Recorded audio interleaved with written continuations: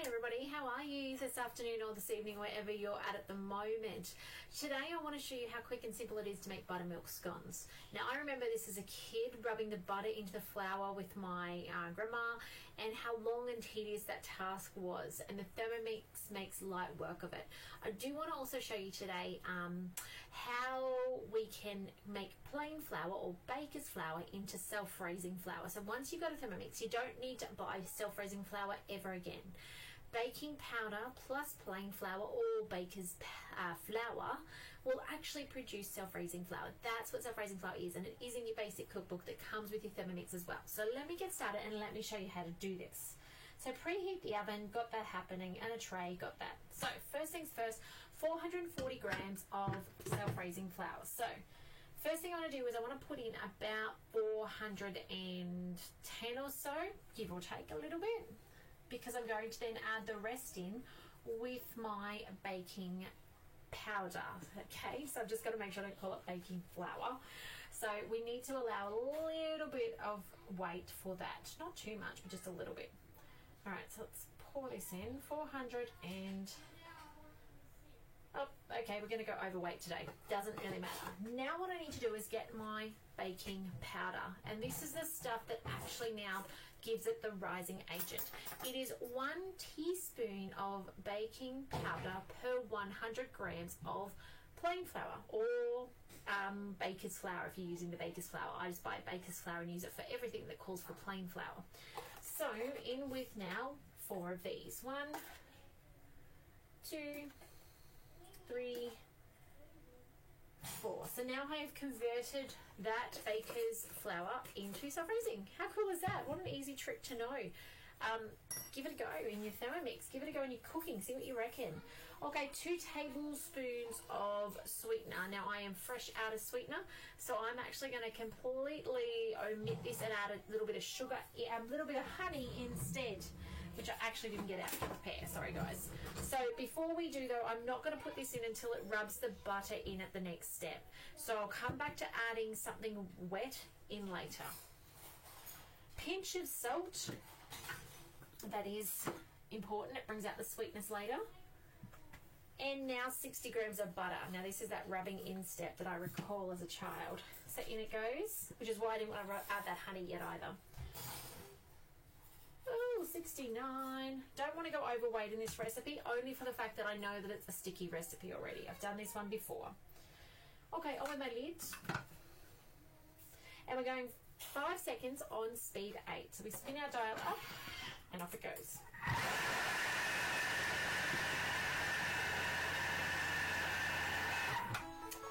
Okay, so that's that rubbing in step done. How quick is that? That's so much better than as a child, rub, rub, rub until it went to a fine powder. Check that out. How good does that look? Alright, so next. So now we need buttermilk, but this is the chance I'm going to add a little bit of sweetener. I'm not adding much. It's probably not the equivalent. Let me weigh it for you guys and show you how much that is. I don't think it'll be the 20 grams. I know it is 20 grams. It's because I don't think it's going to be the 20 grams that the recipe calls for. Buttermilk. Let's do this. Now I'm not using buttermilk today, although if you've made your own butter and your own buttermilk, this is the most perfect recipe to follow on with. Or say you've accidentally over whipped your cream, so maybe you've been making ice cream or something and you're whipping your cream up and you've over whipped it. Take it into butter, then remove the buttermilk, and then you can make scones with the butter and the buttermilk. How cool is that? And there is a video for it coming up as well. 320 grams of buttermilk. So I'm not using buttermilk, I'm using whey, because I've got leftover whey from my cheese making, and I'm going overweight on that today. Everything's going to be a little bit heavy-handed by the looks of it. So that's what I'm using. This is the very last step. Lid on, 20 seconds, speed 5. You can hear it coming together. Won't take long after this step, and we will be ready to rock and roll. Look at what's happening inside.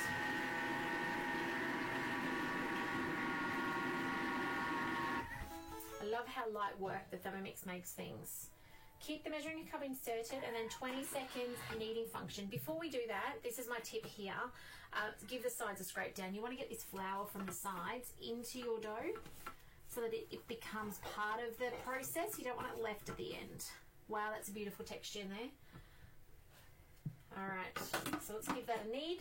I'll leave that open so you guys can see it. Now the next step, I'm going to put this on my oven mat. So you can get this as a host reward if you want a demonstration with a couple of friends, just you and a couple of friends, we can Zoom it together. And you can get this as part of a host reward. So it is awesome, replaces baking paper on your oven trays so that you can put your biscuits, your scones, those sorts of things on there. So you can see it's high quality, and my original one is still going strong, and it's been 6 years that I've had it. Okay, transfer the dough onto silicone bread mat or floured work surface and press into a 2 centimetre ball. So I'm just going to well flour my mat down here in front of me. I might actually spin the camera around so you guys can see. Oh, you need to go up there. Alrighty, let's spin you around.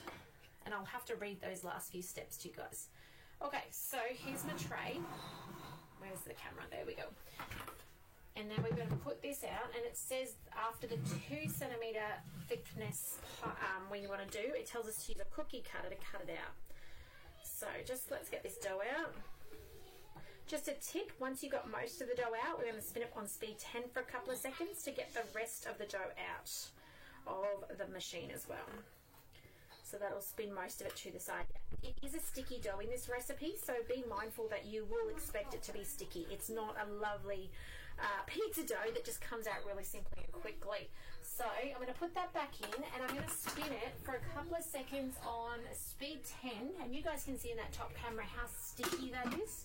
So push the house key to get out of the recipe and up to speed 10 just for a couple of seconds. Should have put my lid in for that, but you guys saw how quick that was. Luckily I didn't wear any sticky mess today.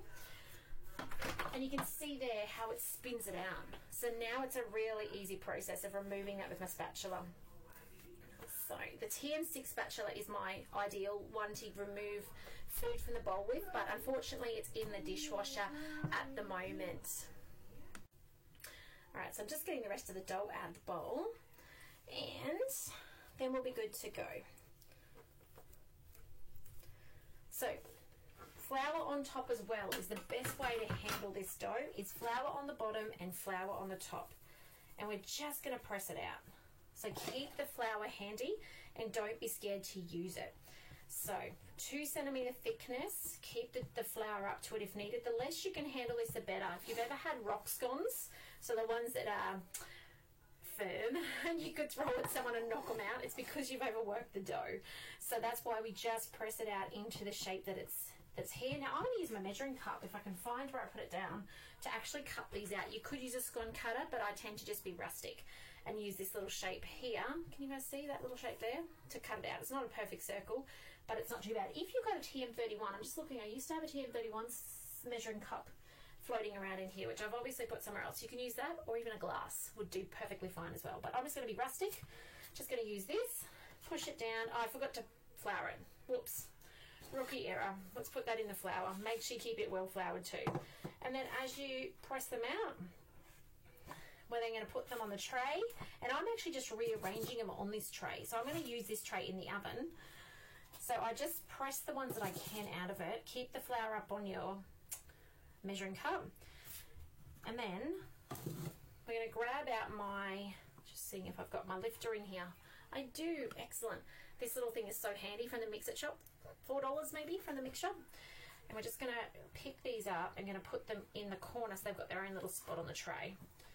So get rid of the dough out the way on the way through that process. Keep your hands floured because it's sticky. Really sticky. So lift these bits up out the way. And then just replace. We're going to put them back together later, so nothing goes to waste. It would actually be much easier if I had a flat surface. At the moment I'm working kind of up on the side of the tray, and that's not letting me grab them off very well. There we go, there's one. Push it aside. Here comes the dough out of the middle. And I'm just making a dough ball in one corner. You will end up potentially running out of space on the tray. Grab this one. This one's a bit messy because he's up the side. There we go. And then we'll grab this out. Alright, so you can see there, lift him up. Shape him up if he needs it. He's actually not so bad. And then just keep on going. So that, my friends, is how we make scones in your Thermomix. So I'm just going to continue to play with this dough, push these around, cut them out. You can even see they don't turn out bad shaped, even though they were cut with a spatula. You can really play with that shape and fix them up if you want to make them nice and circular, if you prefer. So I will continue to do this.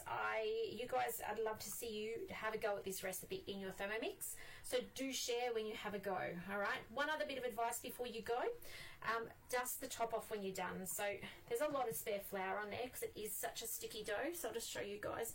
So before you put it in the oven, do dust that flour off a little bit. Just give it a wipe around so it goes on the tray, and then it will kind of stay on the tray while you cook, and be ready for later. So there you go, guys. There is buttermilk scones in your Thermomix. Give them a go.